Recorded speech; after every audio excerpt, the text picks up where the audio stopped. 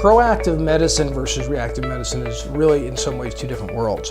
So the reactive model would be waiting till somebody is acutely miserable and then ending up in the ER and then treating them there. Well, that's a big problem. The reality is one of the biggest differences between the allopathic model and the functional medicine model is the belief that actually the human body is extremely intelligent.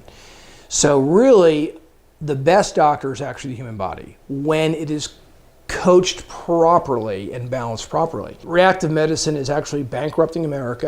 It is estimated that Americans spend $300 billion on pharmaceutical drugs. $300 billion. Almost more than the rest of the world all combined. Just one country. And we're still ranked continually as one of the sickest populations in the developed world by the World Health Organization.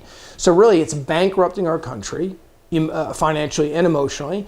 And in fact, it's a big problem even with children now. About 50 to 52% of our kids, of American children, have some kind of disease diagnosis. They should actually be the healthiest. On the cellular level, kids should be the healthiest, but yet 50 to 52% have some disease diagnosis.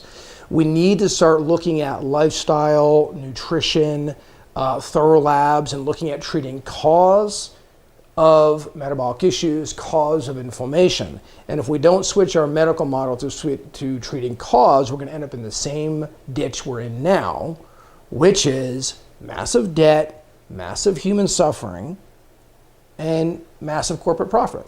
And that's where we're at right now. But it's changing. I mean, a lot of people do want to sort out a different medical model. The other very important thing to note is as people get above 50, we need to start looking at independent risk factor for stroke, heart attack, Alzheimer's and dementia. We need to start looking at people's individualized care and not do cookie cutter medicine. That's a really bad model. So if somebody has a risk factor based on family history or their own history, we need to start running individualized markers so that we can do preventive medicine for those individuals instead of waiting for a dire situation. Like how I explain to patients is waiting for the patient to fall in the ditch, then throw some dirt on them, and maybe we'll try to dig them out later. It's a really bad idea. It's very expensive. The most causes of bankruptcy in America above the age of 60 are medical expenses. That is the reason that there's so many bankruptcies due to medical expenses is because the conventional medicine model does not do, when it comes to internal medicine, does not do a lot of preventative care. Yes, colonoscopy and mammograms, those things, and pap smear is very important. But those things are looking often at structure, not the internal chemistry. So what we do here is very different. We want to take a detailed look at the chemistry of the body, of the individual.